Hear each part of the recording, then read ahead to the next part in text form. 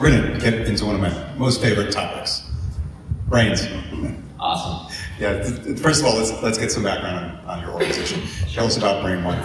Yeah, so briefly about my background. So I'm a molecular biologist by training. I worked in biotechnology the first half of my career, focused in small molecule drug therapeutics. So I was part of the genomics team. That would be a team to characterize molecules. We would then synthesize, mutate, and then look for different types of either activation or whatever it might be in that particular mechanism. I worked in biotech for a number of years, transitioned into data technology, and then ultimately about 2 years ago, I was doing private equity work and decided I needed to come full circle into really my passion in science, and was doing some work with the group at Columbia University called Neuroscience Foundation. And what I saw was that there was really a need to help educate humans to better understand their brains and the nervous system, and that was the genesis. And so Brain.One is a platform focused primarily in B2B, and we work with practitioners, we work with organizations that are looking to provide protocol-driven, essentially protocol-driven health improvement, to put it that way. And so we started off in Brain, and we use AI, which we'll dive into. But that's the concept, is we'll take a peer-reviewed scientific paper, run it through AI, develop a protocol, and a protocol is a series of micro-habits and steps that people can follow to optimize and improve their health. How many protocols do you have? We have over 500.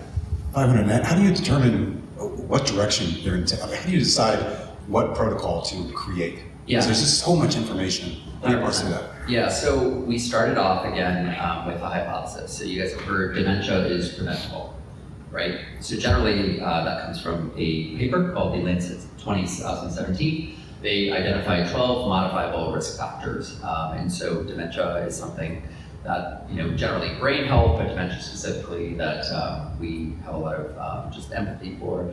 And so we would take that paper, feed it to the AI, and generate a protocol that then someone could download and follow. Again, looking at these 12 modifiable risk factors, and then ultimately for the improvement of their health and their brain. Those risk factors, are those genetic risk factors? Not necessarily. They're no. They're all modifiable risk factors. So they're things like environmental and behavioral changes that you can make to ultimately help stave off dementia. So those could include TBI, it could include alcohol consumption, it could include micro-habits as we call them, but things like just even connection, connecting with other humans. And how do you measure against the impact of the inputs that you provide to impact those risk factors? Sure, yeah, so we have a multimodal approach. So we started off with assessments. So the majority of cognition and mental health research has been with essentially qualitative assessments. So how do you feel today for general anxiety and depression? We have GAT-7 as an example. So we started off with assessments, and then we went into biometrics. So we have over 300 biometrics that are flowing into the platform today, and then biomarkers. And so for our baseline understanding, we have essentially a kit someone can get in the mail, and there's 6 blood biomarkers, and then there's 5 different cognition tests that they can go through, so subjective and objective measures, and that provides the baseline. And then they would follow, again, this protocol, 12-week, focused in these modifiable risk factors, and then we do a pre and a post. What do some of the protocols look like for this particular test? Yeah, so the protocols can be, it's a combination. So we look at, first off, micro-habits. So micro-habit could be a thing that you do, cold plunging would be an example, and then the micro-habits form a protocol, and then those form a program, essentially. And so a protocol would be comprised, again, of micro-habits. So those are going to be everything from nutrition, exercise, sleep, stress, connection, as the baseline. And then we have specifics for things like TBI as an example. So one of our partners is a Super Bowl champion named Malik Jackson, ex-NFL. And he and his NFL athletes are, again, focused in TBI support. And so we have this baseline of nutrition, exercise, sleep, and stress, again, more of a functional medicine approach. And then also layering in other types of interventions, which could be glutathione, NAD, hyperbaric. I'm sure a lot of the things you guys have here at Startup Health. So interesting. Let's talk about opportunities Sure. for improved brain health. Yep. What are you looking at for optimization? So we would look at things like cognition, executive function, processing speed. Those are things that we would directly measure ultimately. And what kind of interventions would you have after you set the baseline to really, I don't know, help me get to a point where I can close my eyes and meditate or float? Yeah, float. Yoda style. Yeah. What do you have for that? Yeah, I don't know if we have anything quite for that. That's what I want. But yeah, as an example on the TBI side. Do you think that's possible? It could be. I've heard amazing things with the yogis in India. Yeah, I've read stories about things like, finding yourself on the outside of a building that you were once inside of. That's the kind of stuff I'm looking for. Cool. I don't know if we can help you there, okay. But we certainly have seen very strong improvements. So one example is we had a case study. A guy came in, he TBI, but what was crazy was the TBI was about 6 or 7 years before, and he thought it was healed. And then he did an EEG, so it's the Wabi EEG device. If you guys are familiar, yep, we know Wabi well. They're based in Denver, and he basically did a pre and a post. And in that case, his protocol was that combination. That was NAD plus the hyperbaric, and after a 12-week protocol, it was very clear that he had a improvement in electrical activity in different areas of his brain. And did he just also describe that he was able to experience that difference? Yeah, he felt there was a qualitative difference in his life, 100%. But he also didn't know that there was still an issue from this TBI many years before. So that's a case study we're going to have to publish. It's so interesting because we see so many patients come to us with cognition issues, and they're high-performing people. Yeah. But they are horribly impacted by the ravages of systemic inflammation. Sure. They really can't think clearly. They're using all of their intellectual energy just for work or something. It falls apart when it comes to their personal lives. Yeah. It certainly falls apart when making frequent, regular decisions about food and sleep and meditation and exercise. What do you think the impact is on changing protocols to enable people to make better decisions on those basic inputs? Yeah. That if there's a way to have someone walk through our doors or the doors of any facility that is focused on health optimization, what are like the biggest levers that you can pull to enable them to better step into changes that they need to make in their lives to become healthier in general? Mm-hmm. So, we talk about longevity, and like the biggest longevity hack is sleep, which you guys know, but anyone, right? We're all dealing with a lack of sleep, generally speaking, and so again, that's what we've seen systemically is just sleep and nutrition generally are two of the biggest areas where we start, because you're not going to be neurologically active if you're not getting enough sleep, period. It doesn't matter what supplements you're taking or your micro habits. So we really focus on that foundation first, and then would recommend something a bit more advanced from there. That's usually the baseline. And do you get into tools to enhance sleep as well? Or you just recommend bump your REM from 30 minutes to an hour 30? Or Sure, yeah, there's certainly tools. We've been doing some interesting testing with like Nucom, if you're familiar with those guys, binaural beats as an example, in pre and post. So yeah, we're agnostic essentially to the interventions, but there's certainly ones that we could recommend. But do you have favorites? I do personally. I mean, again, I live in Colorado, so for me and my management of my autonomic nervous system and stress, cold plunging would be an example. I have one at the house, but I also go to the river. So that's something I use regularly. Also, breath work. And do you find that cold plunging improves your HRV? I've seen improvements in HRV with cold plunging. And what kind of frequency? Frequency, like Use, per week? Yeah, usually 2 to 3 days a week. Yeah, depending. Okay, and is there a correlation to time in the water, temperature? Yeah, so those are usually variables, right? Literally, time in the water and in temperature. I actually haven't done a detailed study on that, but the water in the rivers, especially in ours, it's about 42, 44 degrees. So you go out into the river? Oh yeah, absolutely. Really? And it's also moving water, so wow, 42 degrees? Colder. Yeah. Who's been in 42 degree water ever? In the winters we go in the snow, literally. It sounds beautiful as well. It's actually, yeah. Absolutely. What's the impact of beauty on brain health? We have an amazing team. Some of the women on the team are really focused in beauty from within. So again, the idea of nutrition actually helping improve your constitution. So that's something we've definitely looked into. What would you say is the most exciting part of your work? The exciting part of our work, I would say, it's the change that we see in humans, ultimately, on that idea. So again, my background's in molecular biology, and so if you think about the gene expression model of DNA to RNA to proteins, most people think that you have a genetic predisposition and there's nothing you can change. But the reality is that 30 to 70% of your gene expression is actually dependent on your environment. And there's caveats to that, depends on the tissue and the context, circumstances, but just as a rule, generally somewhere in that range.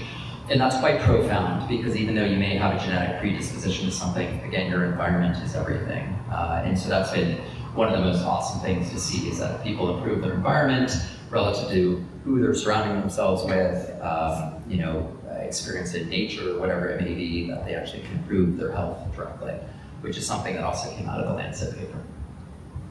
I'm going to switch gears a little bit. So obviously we're talking about dementia and Alzheimer's and just neurodegenerative diseases in general. And we've seen that a lot of the medications, the pharmaceuticals that's come out in the past decades have been just completely ineffective. Yeah. Or in fact, harmful, like right. causing brain bleed and all that, and not really improving outcomes.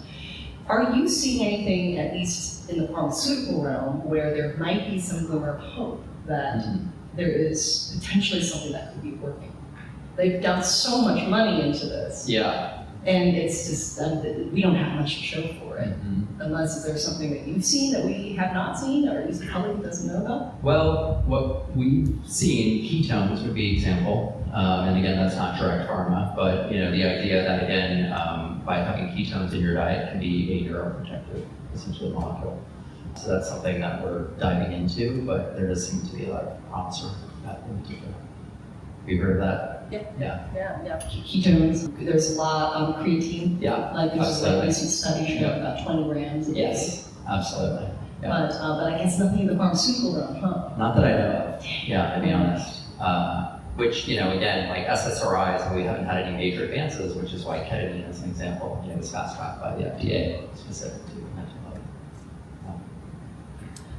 Actually, that segues into the next topic. I guess, right now, there does seem to be a push to develop at least compounds derived from some of these psychedelics that would actually help with neuroplasticity, but not have the same Psychedelic effect. the psychedelic Yeah. effect. Fun. What do you think? The fun gets pulled up? Yeah, yeah, fun, yeah.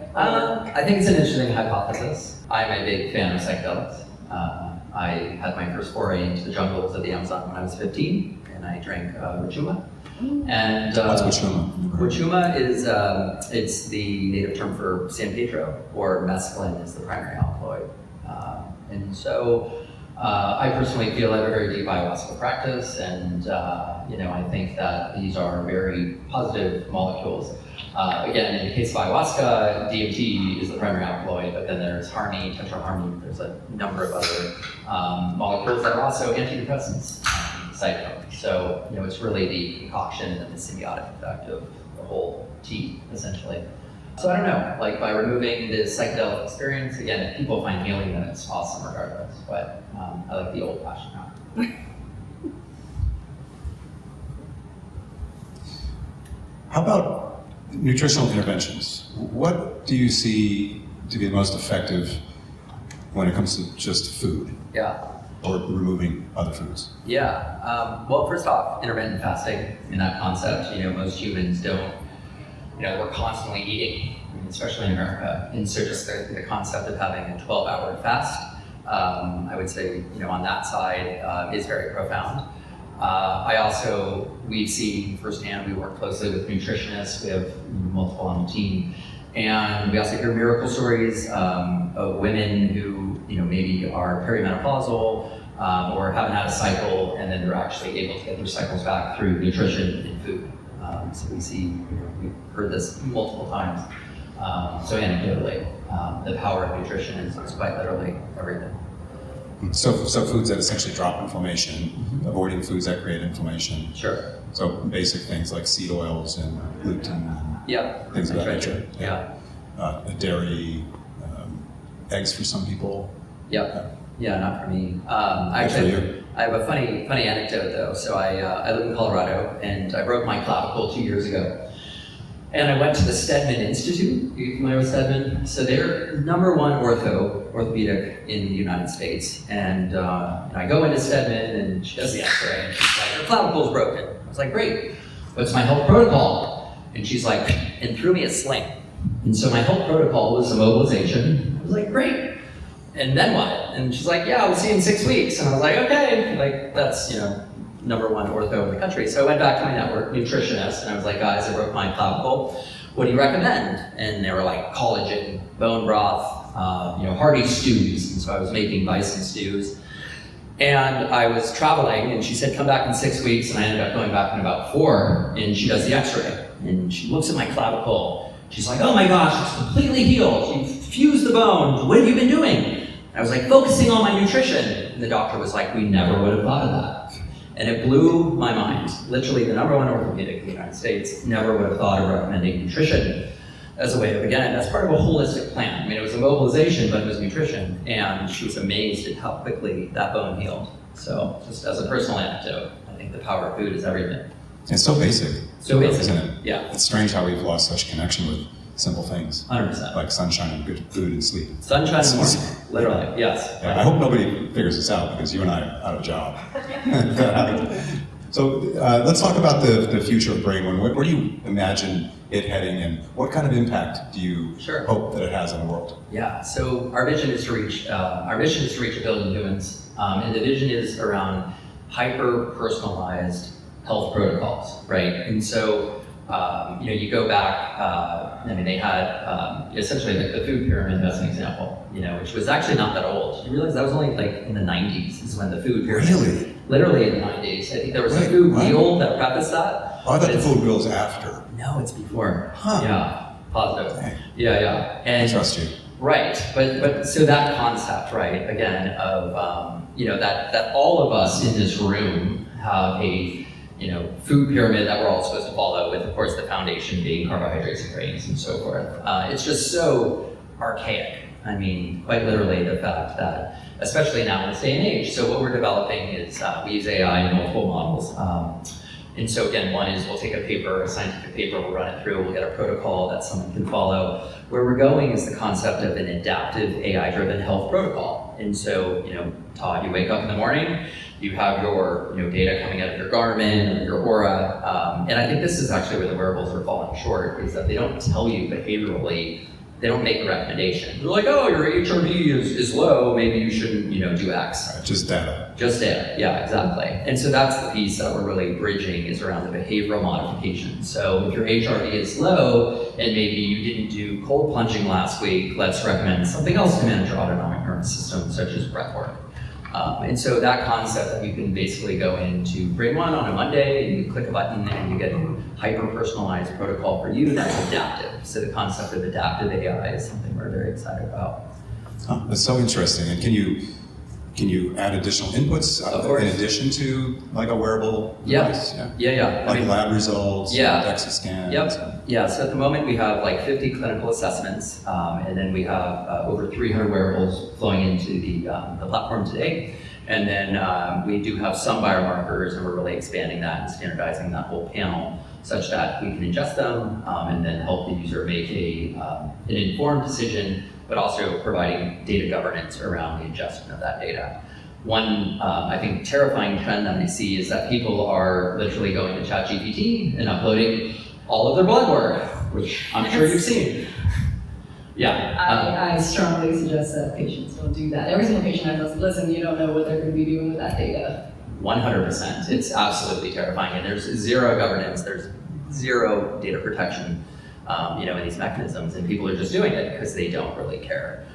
We hear this all of the time, and it's quite terrifying because you don't know what what will happen with that data. Yeah, I mean, we see what's happening with, 23andMe and Yes. all that data being Exactly. sold off. Yes. And as a molecular biologist, I never did 23andMe for that reason, actually, just side note. But yeah. I did. You did? Yeah, so my dad is out there. Yeah.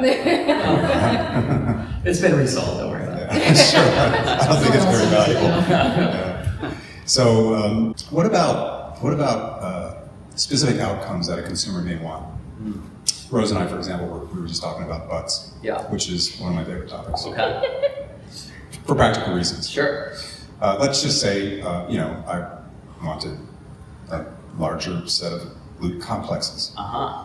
And I'm also getting feedback from the system that indicates that I should be focusing on some of these other things too. Right. Maybe enhanced deep sleep or whatever, and this is what you should do for that. But what about my own personal goals? Yeah. Are you able to, in the future, input those? Yeah, I don't know about Butts per se, but certainly that is an input we could discuss. Yeah, that hasn't come up. It was the first up.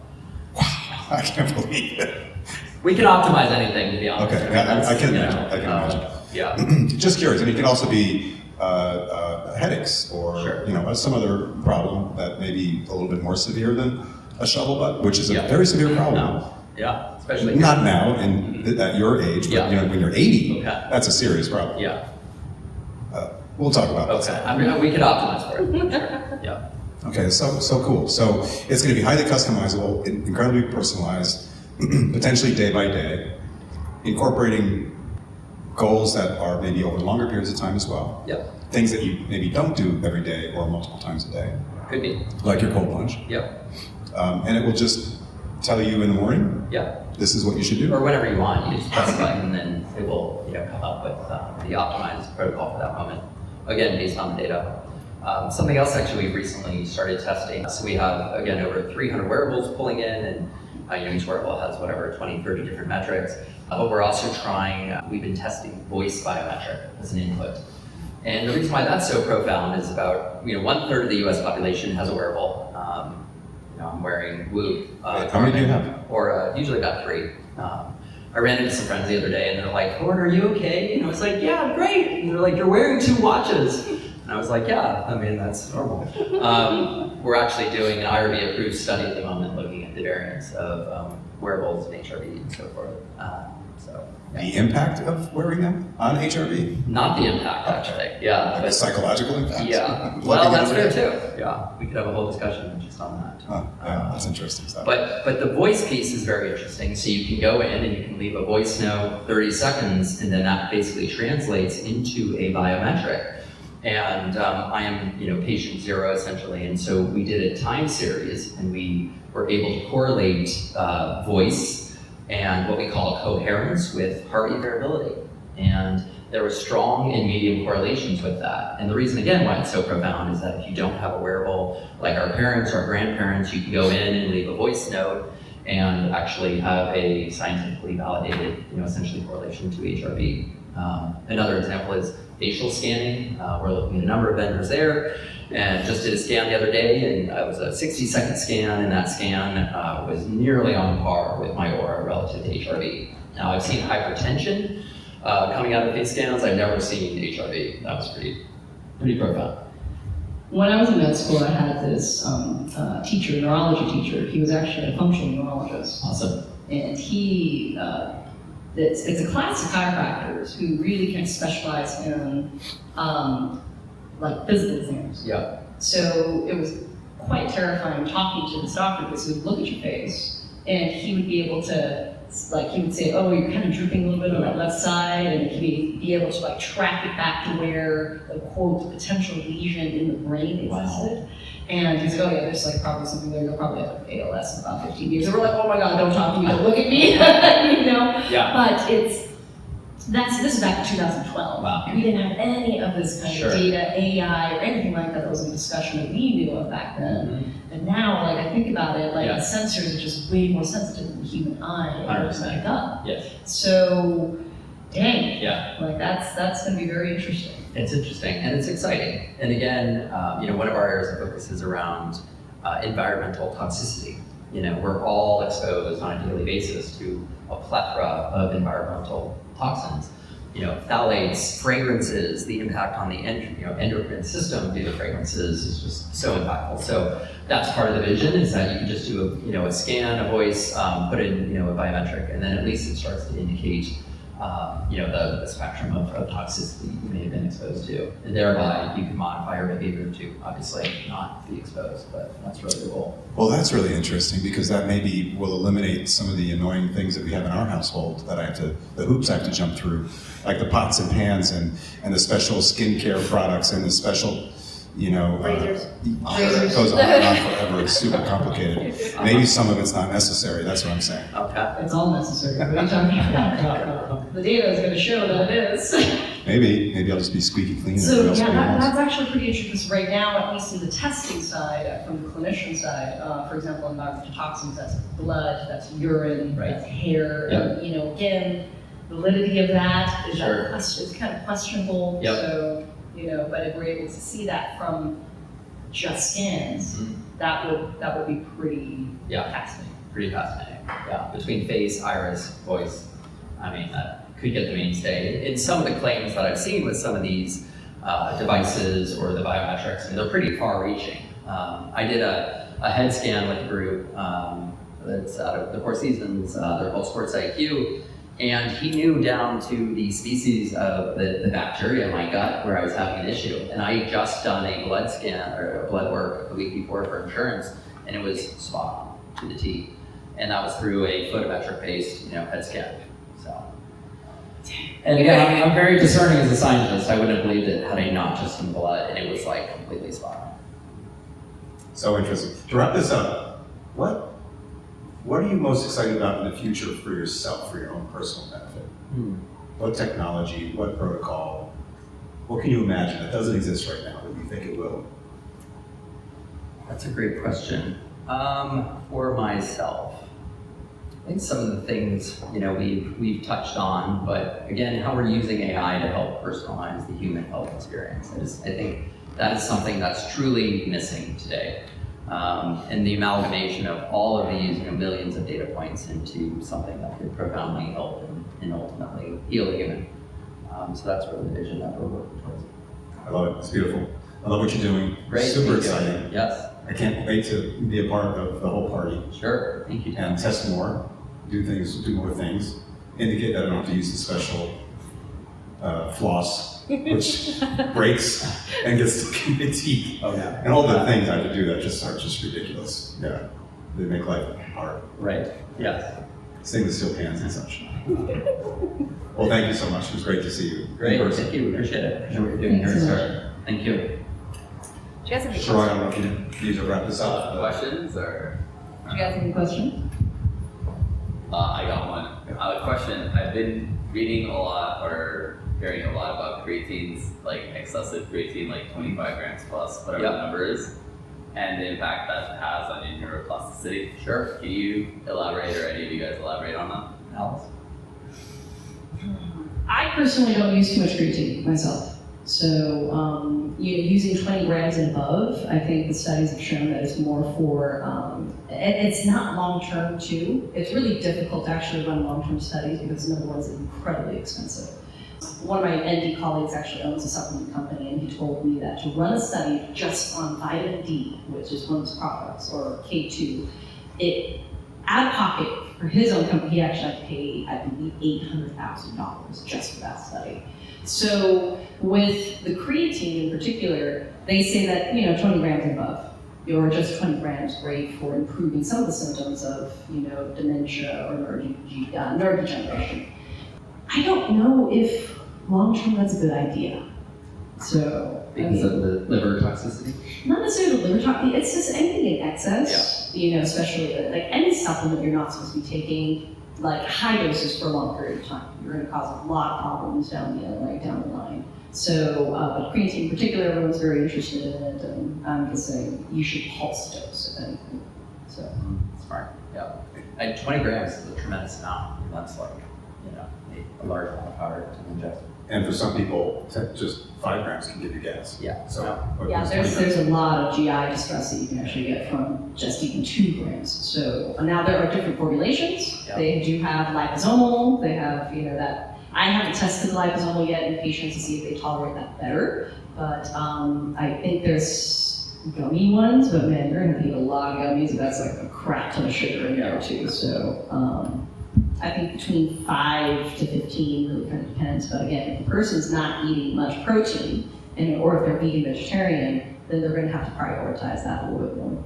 And that is impacted to a certain degree by the sex as well, right? Well, women in general don't eat much protein, Right. period. So theoretically, men don't need to supplement as much with creatine because they're eating more protein if they opt to.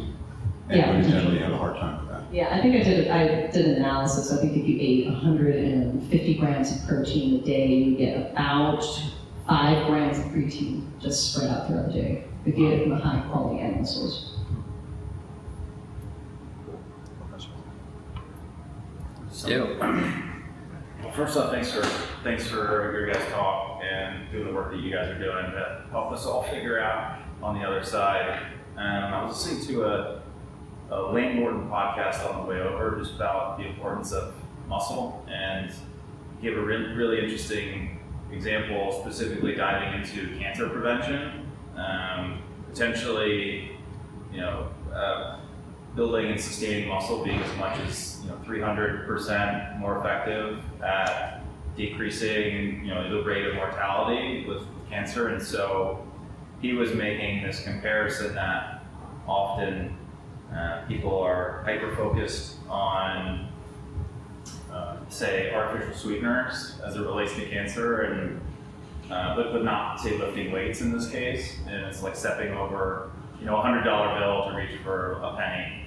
And so I was curious, and I think it also pertains to what Todd was saying about like your personal motivations inside, maybe like Brain.One, but does it rank particular lifestyle changes or things that would have the greatest ROI, perhaps on brain health or longevity or overall health? And then, I think there's also kind of the sub factor, which is, maybe you have a sub motive of wanting to reduce sugar or something like that, and will the platform help you identify that?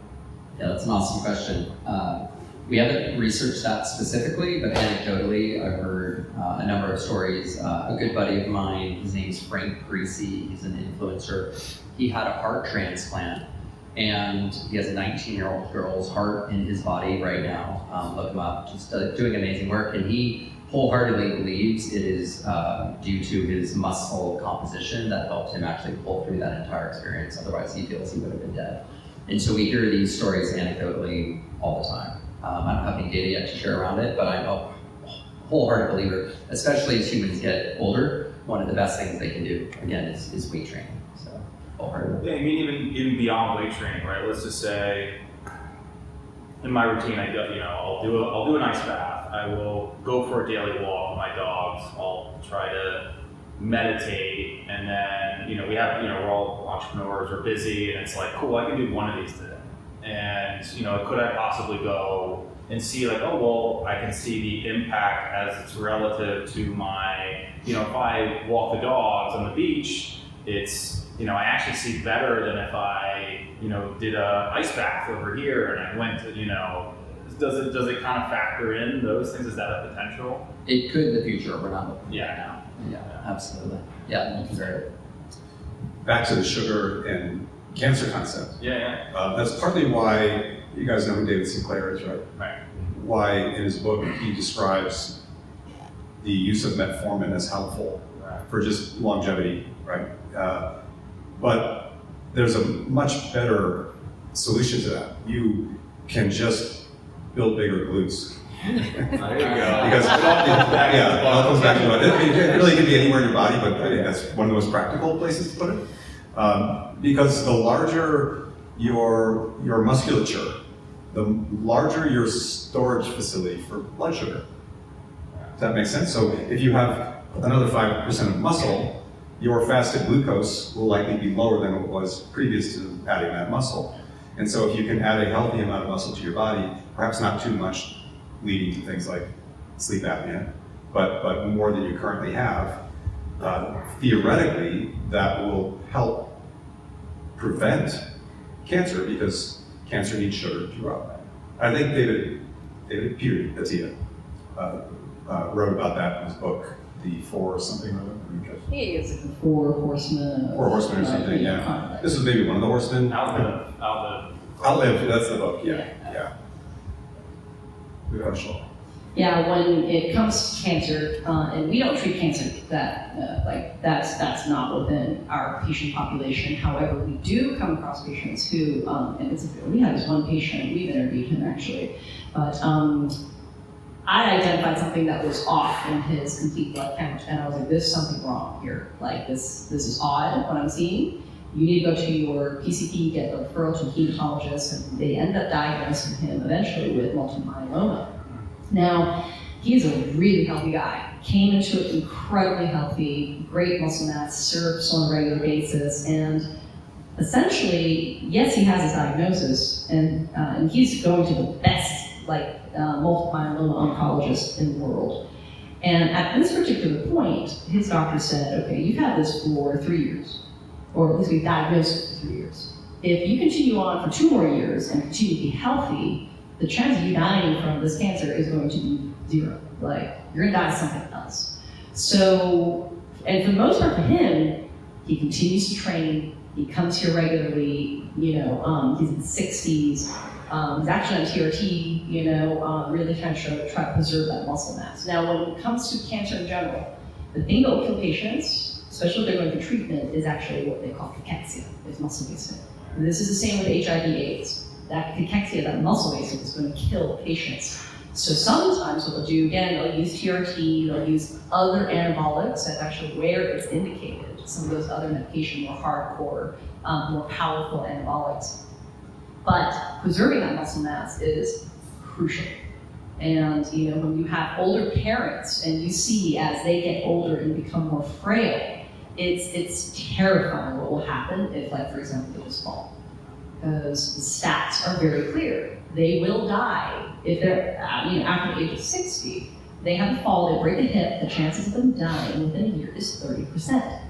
So preserving your muscle mass is, again, we're in a gym, we're kind of biased, but that really it should be the primary objective for a gross majority of people.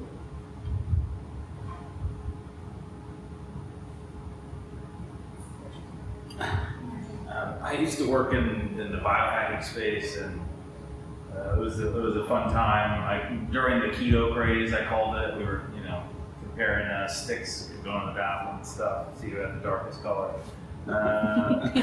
Yeah, but I think one of the challenges now with a lot of wearables is people are ditching them, and this was, I think, you were talking about, Todd, is there's a real possibility of people becoming a hypochondriac, and I fell into this, and now I wear these, and I try not to look at them actually as much, or look at more just macro data over time.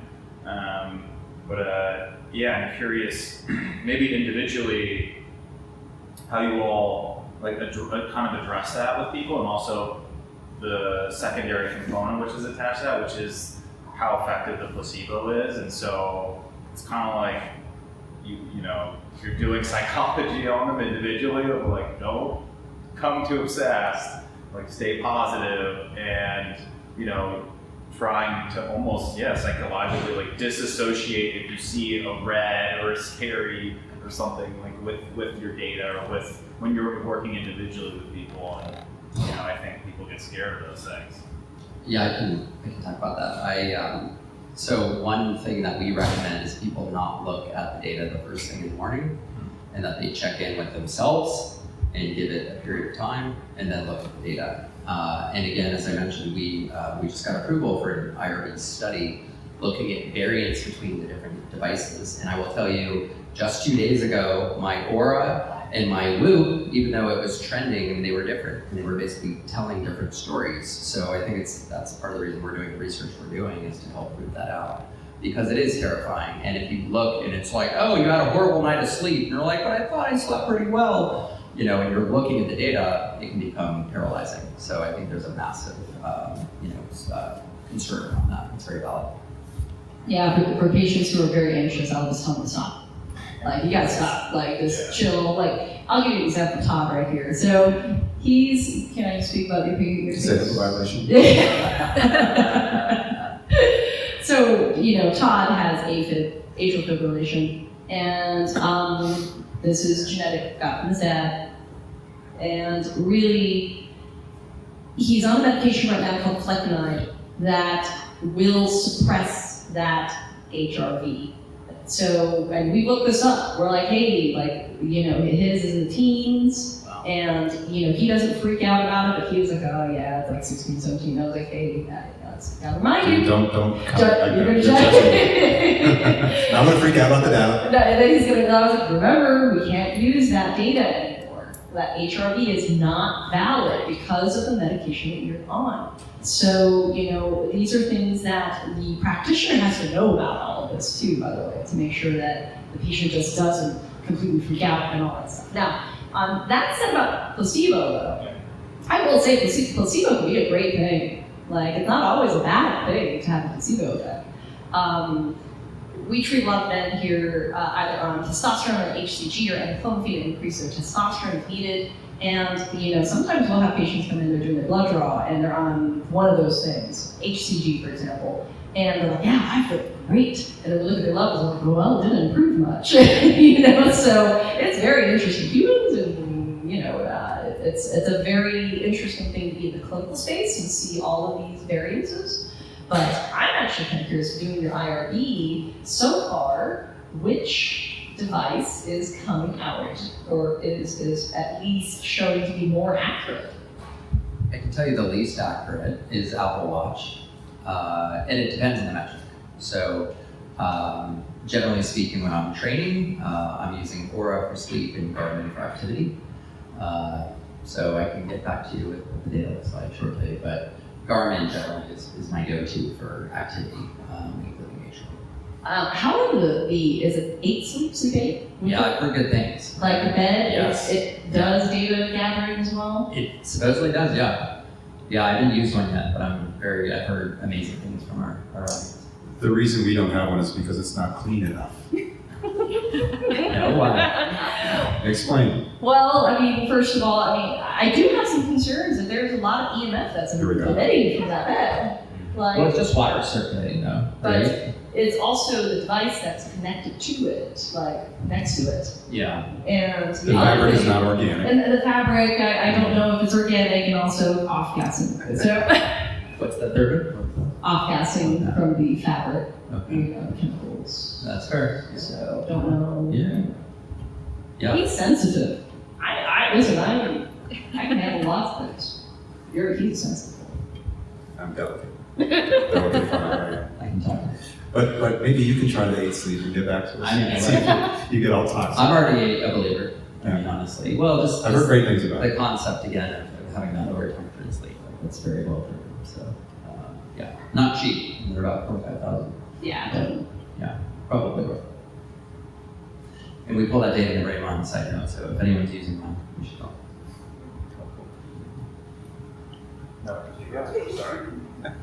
What are the main KPIs that you guys track when it comes to brain optimization? So it depends on the user, but we have a baseline where we're looking at a series of blood biomarkers. That's going to be omega-3, omega-6 ratio, EPA, palmitic acid, and then we also have a series of cognition tests. So that's going to be processing speed, attention, and so forth. And so that's usually the baseline. They go into 12 weeks, and then we have a pre and a post that we're measuring against. We also do pull in, again, the basics of all the biometrics, so HRV would be another measurement of the autonomic and parasympathetic. What's the interval that the user needs to do the blood draw?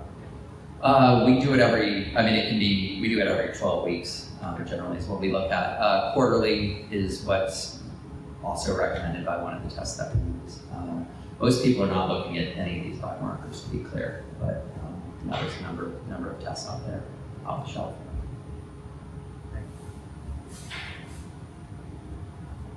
Anything else? I was curious, Todd, do you have a particular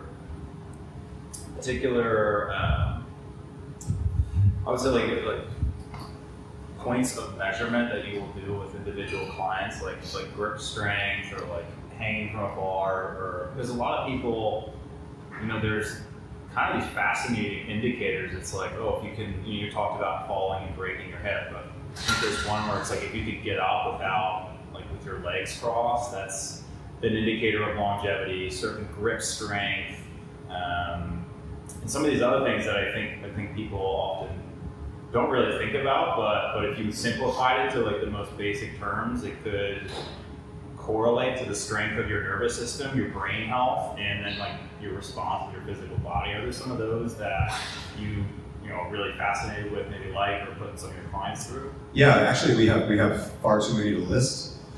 We have a philosophy called the Wheel of Health, and there are 10 spokes on it. I'll just rattle them off quickly. Body composition is one, so we use DEXA results. We're looking at lean mass, visceral adipose tissue, subcutaneous fat. We have cardiovascular health. So we've got a long list of measurements, including rest and heart rate and non-lab tests, but we also have lab tests as well that inform the rest of that particular spoke. We have strength. There's I want to say 4 or 5 strength tests. One is the grip strength test, which we do very frequently. Another one is the dead hang. Another one is the farmer's carry. We'd be missing a couple. Else, For the functional strength test, that's the three, the grip strength for sure, and the kind of functional ones are the dead hang and farmer's carry, just for now. Yeah, and those are really interesting indicators because some people can't do a dead hang, for example, because they have shoulder problems. Well, if you have shoulder problems from a longevity perspective, you better fix your damn shoulder problems. And then you can do that particular version of the grip strength that you failed because of your shoulder problems. It kind of makes sense. We also look at hormones, so thyroid, sex hormones, etc. We look at sleep recovery and stress. We use a broad range of metrics that are referenced from wearable devices. We have detoxification pathways, so those are mostly lab. We have gut health. How do we test gut health? Stool panel. Oh yeah, that's the worst test that we do. That is a miserable test. You have to poop into a French fry thing. It's terrible. I've done it multiple times. I shouldn't be saying this in front of you guys. It's very personal.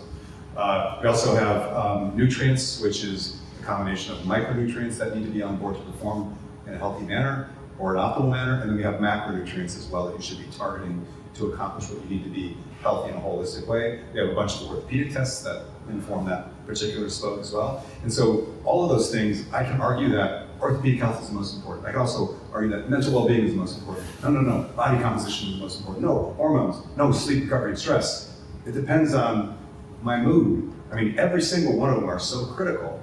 And the interesting thing is natural methods of which you're a fan, lifestyle, exercise, nutrition, and stress management, when you pull the right levers in those categories, they'll improve several of those spokes all at the same time. Right. And so when you eat really well, your wheel expands. When you sleep really well, your wheel expands. When you exercise in a comprehensive way, it expands. If you just lift weights and you sit up the edge of the bench and check your Instagram account, that's not going to do it for you. You also need to do non-exercise activities that are just like walk. You have to train your heart in the right way, which would be medium intensity steady state cardio, and would also be VO2 max type training, which is very, very different. So the idea is that, well, here's the overarching philosophy. If you trick your body into believing that you are a hunter-gatherer, even though you work in an office or something, or in a restaurant, you will become healthy. And that means getting sunshine, you're moving a lot, every once in a while you sprint, every once in a while you lift up something that's heavy and difficult, and you sweat really hard, and most of the time you're relaxing and resting and not in a state of stress. Your body will think it's being used the way it's designed. And the fascinating outcome is that you become extraordinarily healthy in that process. So that's kind of like the philosophy. Does that make sense? Very, very cool. Do you guys do any DNA testing? Because I kind of go back and forth on this, because I'm like, if you don't do these 10 things, it almost, unless you maybe have like an MTHFR gene, but there are also people who, are obsessed and they're like, oh, I don't have this metabolite that breaks down this thing, and so that's why I'm not building any muscle. But it's usually a lot more reasons than that. But Yeah, I think you should answer this one as soon as I touch on the fact that mental well-being is important too. Yeah. So like you need to make sure that you are optimistic and social and excited about things, and that will inform a lot of your health overall, right? And so if you become obsessed or fearful or trying to reveal this scary genetic predisposition that you have, you already are creating a problem. So chill. One of the most important things I think is critical to ponder is the epigenome. And you understand what the epigenome is, which means that you are really in charge. The thoughts that you have, the loved ones you're surrounded by, the exercise you do, the food that you ingest, the sleep that you get, those are all really affecting your genes. You're turning off the wrong genes, you're turning on the right ones, and you come out the other end the very best version of yourself, and you did it. You also did the other. So I think that's one of the healthiest ways to think about you and your health, is that you are in real time right now on the drive down here, or whatever you're gonna do next, you are creating a state of exceptional health, or not, based on all of those things I mentioned. That's the important way to think about your health. It's a deep sense of responsibility, and it's also empowering when you really start to believe it. Okay. So we do some genetic testing, and it really is one of the most complex things. Like when it comes to looking at SNPs and the genome itself. I learned about MTHFR back in 2008. My first mentor basically taught me all about, or at least introduced me to that concept. And of course, there are other doctors who've actually written about this in the past few decades, but a lot of them who are really smart about it and really understand it will say, okay, what's interesting is that, take for example, MTHFR.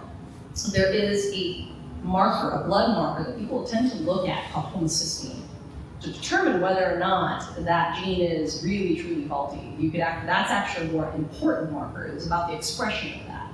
And just because you have potentially one defective gene-ish, it's not 100% completely defective. It just means that the enzyme activity is actually reduced, maybe down to 15%. But you can actually support that pathway quite well with cofactors, and the right cofactors, the right form of those nutrients. I supposedly have one of the variants, the MTHFR, but if I were to take a look at my homocysteine, it's never high. Rarely is it high. Now, if I take methylated vitamins, even though my homocysteine is not high, then it's actually going to drive me nuts. And that's actually what I saw with a lot of patients. They're like, oh, I got this gene. They start taking methylated vitamins and they start going batshit crazy. And I'm like, no, you gotta back off, So, sometimes what I'll do, first of all, if you have some sort of genetic defect that is really serious, you're most likely not going to survive to this adulthood, by the way, meaning Huntington's disease or anything like that. But there is, for example, one cardiac gene that we look at. It's, I believe it's 9p20, is it 9p21? It's all numbers and letters. It's late in the day, guys, sorry. But that one is supposedly, if you have it, you have elevated risk of some sort of cardiovascular event. So, yes, if you know that information, then you should be empowered by it and make sure that you control and address everything that you can actually control and address so that you would lower your risk of an event. So don't eat like an a-hole, walk, sleep well, manage your stress well so that you don't really allow for that gene to be fully expressed.